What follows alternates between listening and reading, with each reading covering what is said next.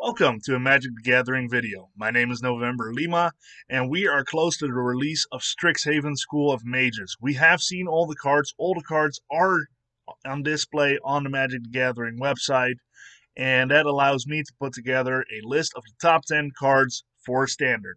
So normally I would put together a list of the top 5 in each color, including the dual colored cards at the end. Decided to go a little different this time.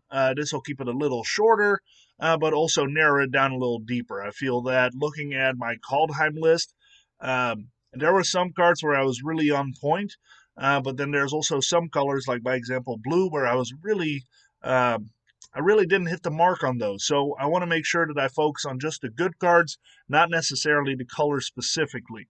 So this will be what I think are the top 10 cards. Going into Strixhaven and how they apply to Standard. So let's just get started. First off, before I jump into the list, this is when the typical please like, subscribe, and comment if you like these videos. I like interacting with you all, but especially what I like even better than interacting on YouTube. Please leave the comments. Please subscribe and like if you like this stuff. But especially on Twitter is where I'm mostly active. So I love interacting about Magic. This is a hobby for me. I like your opinions. I like talking to you. And I post a lot on Twitter. So by all means, please follow me on Twitter. And I'd love to chat with you and see your post. And you get to see what all I do outside of the videos. Because my Twitter is definitely where I'm most active. So let's get started. We'll start with the number 10 on the list. I have to say, it was pretty hard to narrow it down to 10. There were some cards where I felt were really, really good, but then as I thought more through it, I felt that they maybe just not hit the mark or just didn't make the cut. So these 10 cards hopefully will make a big impact on Standard. Let's go ahead and get started. Hofri Ghostforge. It's 3, a red and a white for a legendary creature, Dwarf Cleric. It's a 4/5. So spirits you control get +1/+1 and F trample and haste. Whenever another non-token creature you control dies, exile it. If you do, create a token that's a copy of that creature, except it's a spirit in addition to its other types, and it has, when this creature leaves the battlefield, return the exiled card to your graveyard. That is really, really cool. So this is very interesting to me for various reasons. I really think that we're going to see a lot of spirits. Obviously, Lorehold is filled with spirits and ways to get spirits. But also, we already have some spirits in Standard. Some very good ones. Think of the Clarion Spirit. That tends to put a lot of spirits on the board. In Mardu, you also have Kaya. And Kaya might actually see a little bit more play because I think that Lorehold leans itself really well, and especially this card, to Mardu's sacrifice lists. And Kaya in the Orzhov colors really plays into that very, very well. So that's why I think Hofri Ghostforge is going to be very interesting because what it does is if your creatures die, again, don't get me wrong, there's a lot of exile effects, so it's never a guarantee that your creatures just die. If your opponent does it, it might just get exiled. However, if you're in a sacrifice deck, you often control what of your creatures die.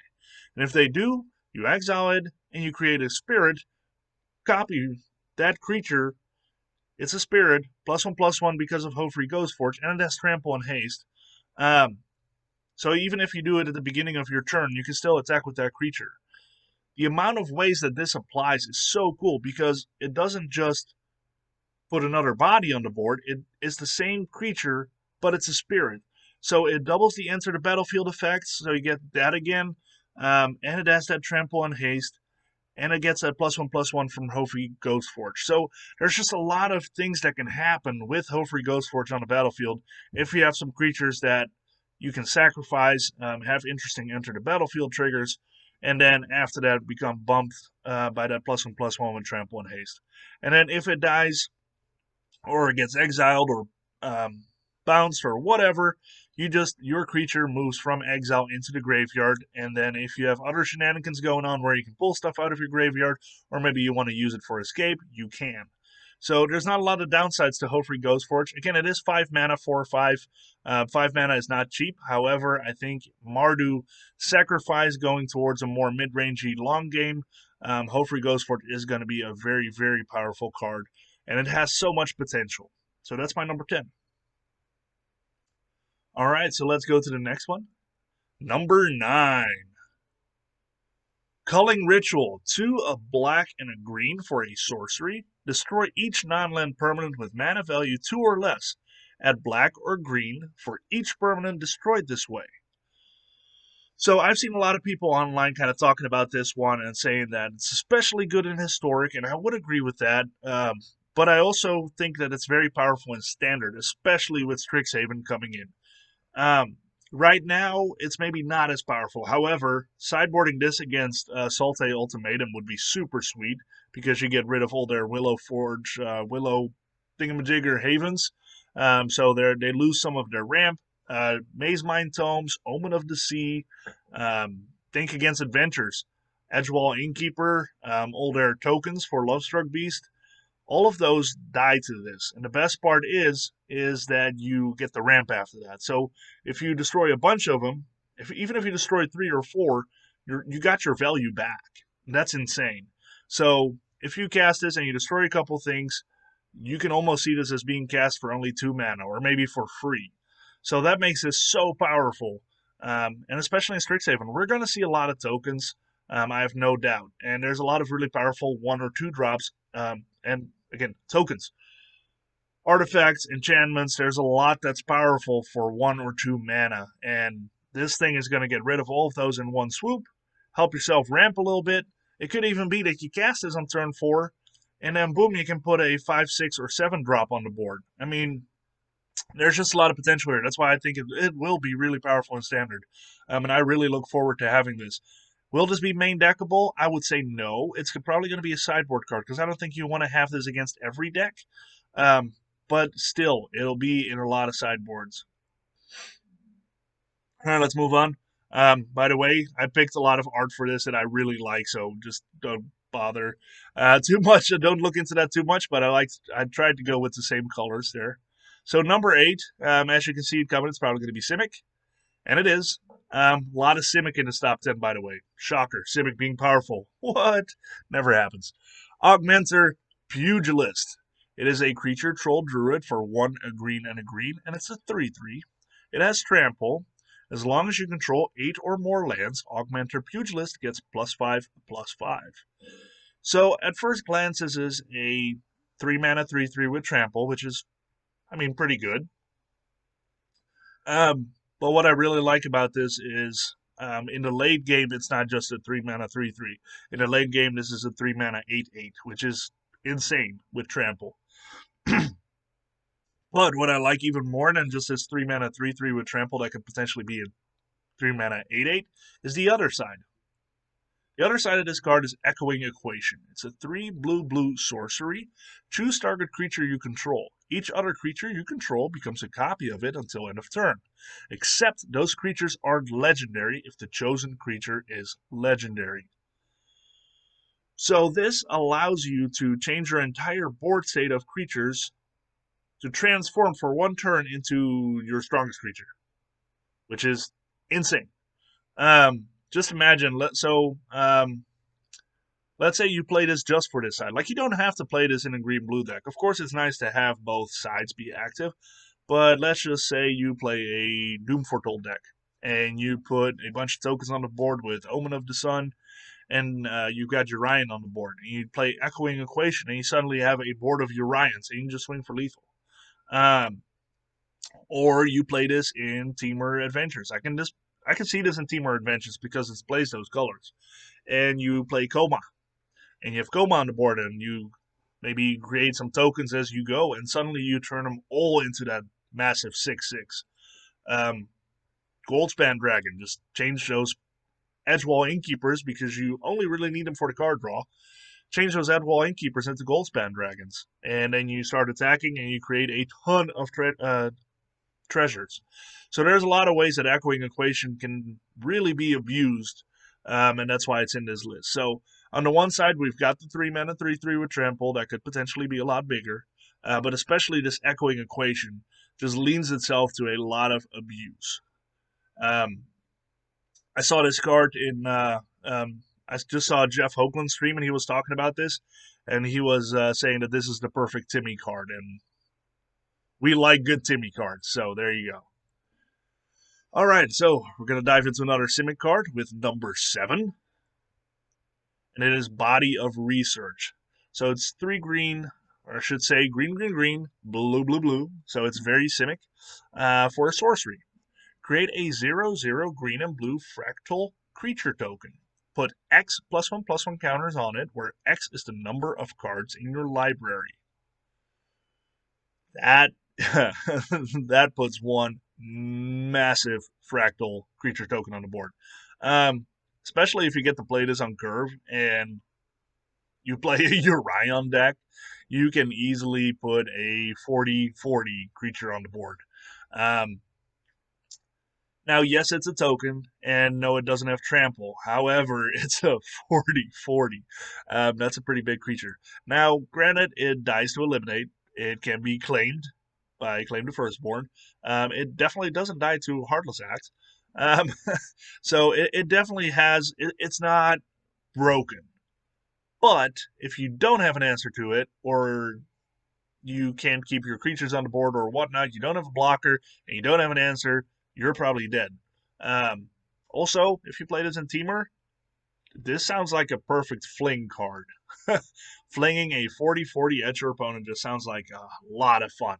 So that's why I think this card is in the top 10. It just puts a insanely massive creature on the board, and if you play these colors, you probably have some counters to protect it with, or other shenanigans. So I feel that this card is going to see play, and I think it is going to make some people go, what am I supposed to do?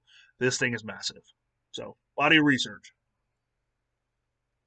All right, got something dark going on here. Number 6. Professor Onyx. A 4, a black, and a black for legendary planeswalker Liliana.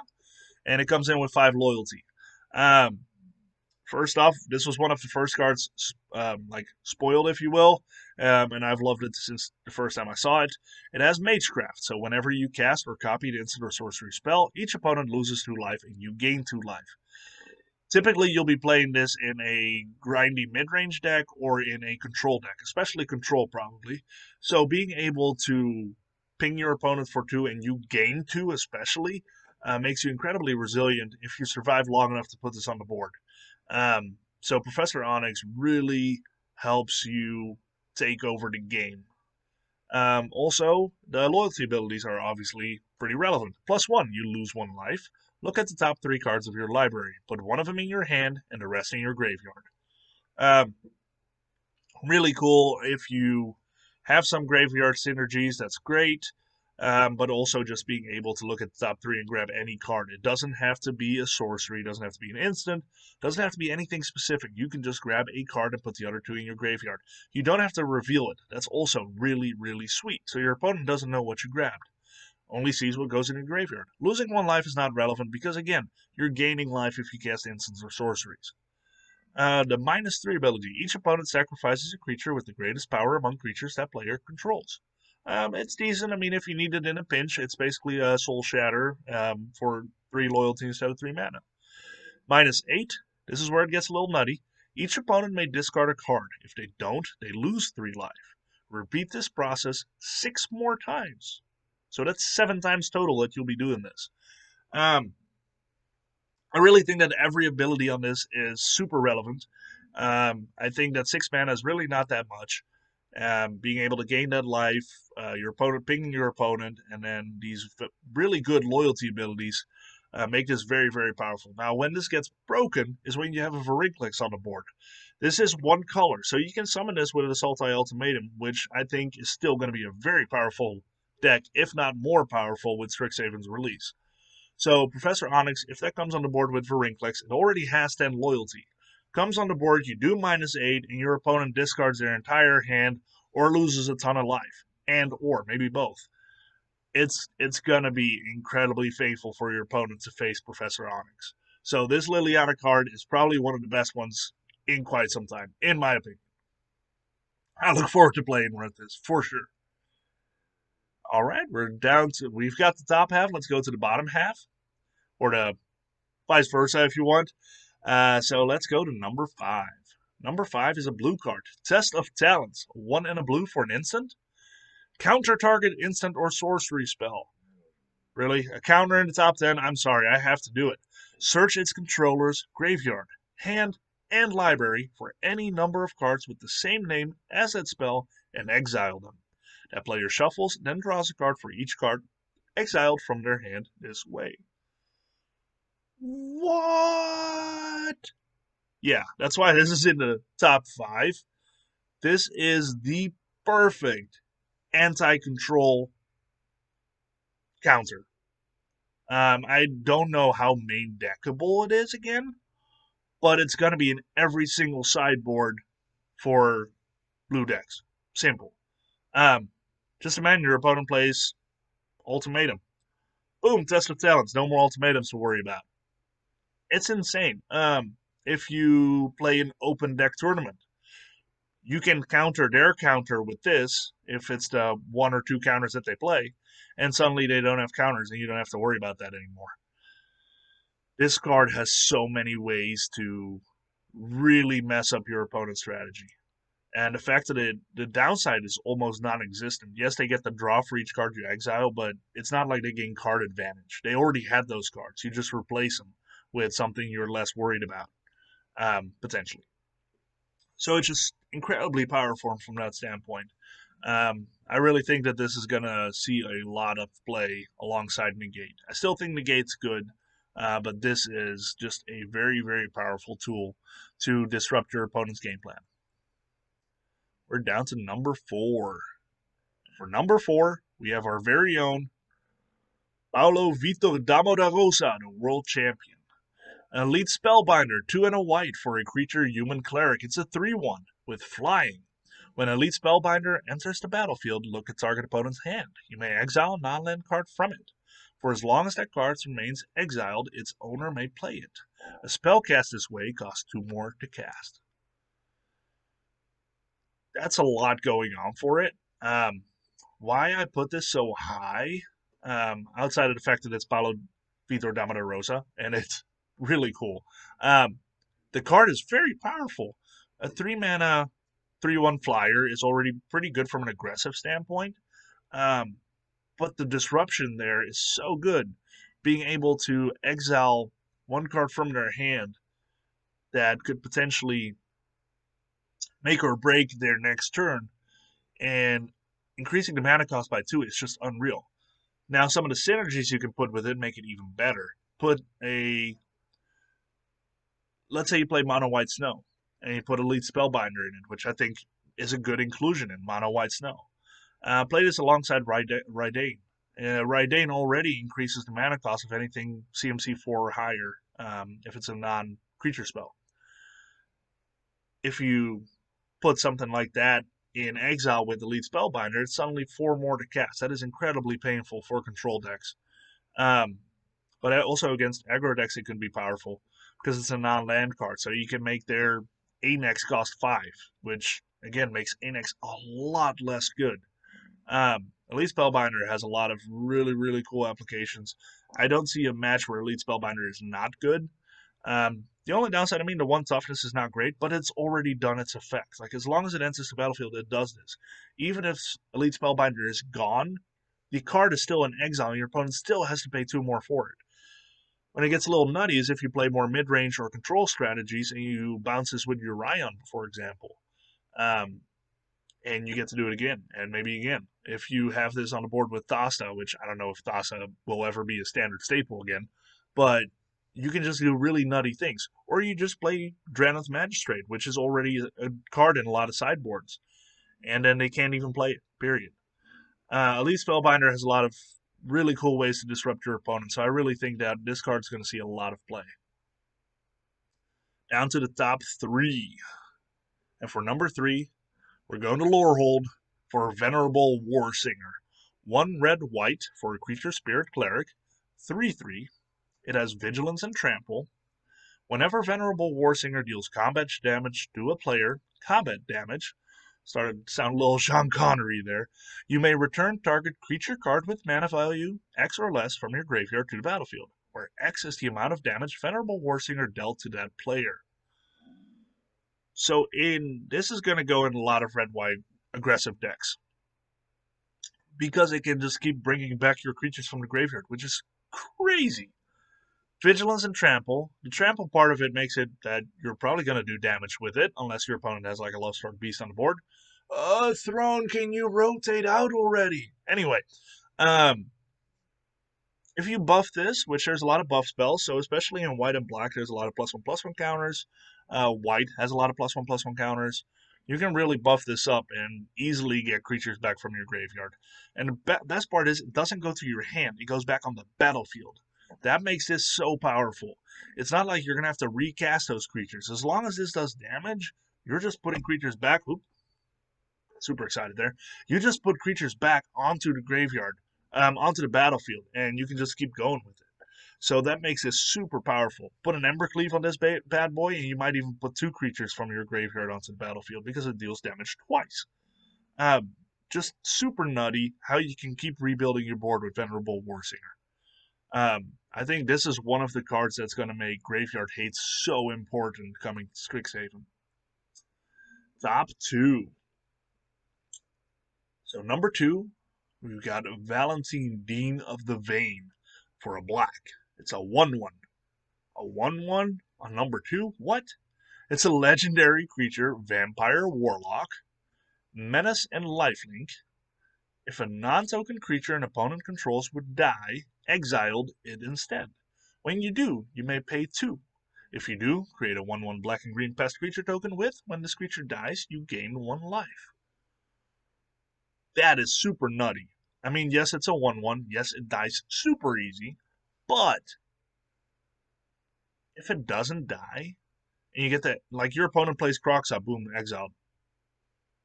Anything that dies just gets exiled. And if you have 2 mana to pay, you can, and you just put a 1/1 creature on the board for yourself, and when that dies, you gain 1 life. That's just super nutty. Also, it has Menace and Lifelink, so if you bump this for whatever reason, I don't know how you would in those colors, but let's say you make this stronger for whatever reason, the Menace and Lifelink are pretty relevant. But otherwise, it's just mainly the fact that your opponent's creatures gets exiled. And as you might have noticed in the last cards we've talked about, exile is super relevant because things that just die, they keep coming back and causing all kinds of value. So with Valentine, Dean of the Vein, exiling those cards and potentially paying 2 to put a 1/1 on the board that gains 1 life when it dies is incredibly powerful. This is one of those cards that I would probably try to bait some other stuff for Bone Crusher Giant before you put this on the board. I would not play this on turn 1. But when you get this on the board and your opponent doesn't have the answers right away, you're probably going to get some crazy value out of it. So that's why I put this on number 2. Also, it has another side. Lisette, Dean of the Root. So now we've got the 2 Deans of Witherbloom, which I love Golgari, but I'm going Silver Quill. But Golgari is my favorite color to play. Anyway, getting sidetracked. Lisette, Dean of the Root. 2, a green and a green for a legendary creature, Human Druid, and it's a 4/4. Whenever you gain life, you may pay 1. If you do, put a +1/+1 counter on each creature you control, and those creatures gain trample until end of turn. So that's when that bumping stuff comes into play. So if you've paid attention to the set previews, or if this is the first time you see this, I'll explain it to you. Black and green is going to put a lot of little pests on the board, a lot of 1/1s. 1/1s die very easily, but if you have Lisette on the board, if one of those pests die, you gain life. You pay 1, +1/+1 counter on all your creatures. Even the trample until end of turn is cool, but especially the +1/+1 counter on all your stuff is unreal. If you have a lot of pests on the board and multiple die, you just pay to 1 every time, and you put a ton of +1/+1 counters on your board. And then suddenly the Menace and Lifelink of Dean Valentine is incredibly relevant. So Lisette, Dean of the Root, is incredibly powerful in Golgari decks coming Strixhaven. And it's a 4/4/4/4, so it's not easy to deal with either. Very, very powerful card. All right, we're down to the last one, the number 1. What did I pick as the strongest card of the set? It may come as no surprise that it is Simic, hence why I've got this background here. It's the first spoiled vision we had, or image we had, of Quandrix, if you will. And we're going to number 1. Drum roll, please. Jadzi, Oracle of Arcavios. 6, a blue and a blue for a legendary creature, human wizard, and it's a 5/5. Discard a card. Return Jadzi, Oracle of Arcavios to its owner's hand. It has Magecraft. Whenever you cast or copy an instant or sorcery spell, reveal the top card of your library. If it's a non-land card, you may cast it by paying 1 rather than paying its mana cost. If it's a land card, put it onto the battlefield. What? So, yes, it's 8 mana, but it's also 1 color. So again, Sultai Ultimatum will love this card. This card is nutty in Sultai Ultimatum. Also, Simic in this set, especially, is getting a ton of ramp. So ramping into 8 mana is probably not going to be that big of a deal. Plus, if it gets targeted or whatever, you just discard a card and you put it back in your hand and you can play it again later. So actually getting rid of Jadzi is going to be very difficult. And this ability is just absolutely nuts. You play a spell, instant or sorcery, I should say. You play an instant or sorcery or copy an instant or sorcery, and reveal the top card of your library. You can pay 1, or if it's land, you put it on the board. There is no downside. Pay 1. So let's say you put this on the board and you play Sultai Ultimatum. Let's just go back to that. And you play an Eliminate on something. You pay 1 mana, and the top card is Sultai's Ultimatum. You can play it for 1 mana. What? What? This card is unreal. So yes, it's 8 mana, but in Simic, that's not a big deal. In Sultai Ultimatum, that's not a big deal. This card is bonkers. Oh my gosh. Alright, it has a backside because this on its own is obviously not powerful enough in Simic. Let's go and turn it around to the other side. Journey to the Oracle. So this is how we get to the Oracle. You see how that works? 2, a green and a green for a sorcery. You may put any number of land cards from your hand onto the battlefield. Then if you control 8 or more lands, you may discard a card. If you do, return Journey to the Oracle to its owner's hand. So that's actually very interesting. I don't think this sorcery is super overpowered, but it's a very good way to get to the other side of the card. So let's say you've got a couple lands on your hand. You play this for 4 mana, and you want to make sure that that puts you at 8 or more. If it puts you at 8 or more, you discard a card and get this back in your hand. That allows you to then, next turn, play Jadzi. Unreal. Again, I think Jadzi is by far the most powerful. Let's go back to it. Jadzi, Oracle of Arcavios. This card is absolutely insane, and what makes it so insane especially is because it's hard to get rid of. You have to, if you target this, your opponent will just discard a card and put this back in their hand. Then you have to have hand hate to actually get rid of that. Probably the best way to kill this, if you will, is by making sure your opponent has no cards in hand, which with Simic, good luck. And then maybe have Ashiok, bounce it in hand, then they have to exile it into the graveyard. I don't know how else you're going to do it. Yeah, this is just super powerful. This is one of those cards that you're going to want to have some counters in hand to not have them resolve this. That's really the best way to deal with this, is to just not let it resolve. So, good luck. So that's all I've got. Those are my top 10. We'll see what happens when the set drops. We'll see how close my top 10 is. And there are some cards that I'm always going to be a little bit more biased about. So, but I'm pretty confident about this number 1 here. So looking forward to the set to drop. Looking forward to build some decks. And we'll see you guys soon as I play some more decks and show some videos and all that good stuff. So Thank you so much for watching. I hope you enjoyed it. Subscribe, like, comment, follow me on Twitter, and we'll see you next time. Thanks so much.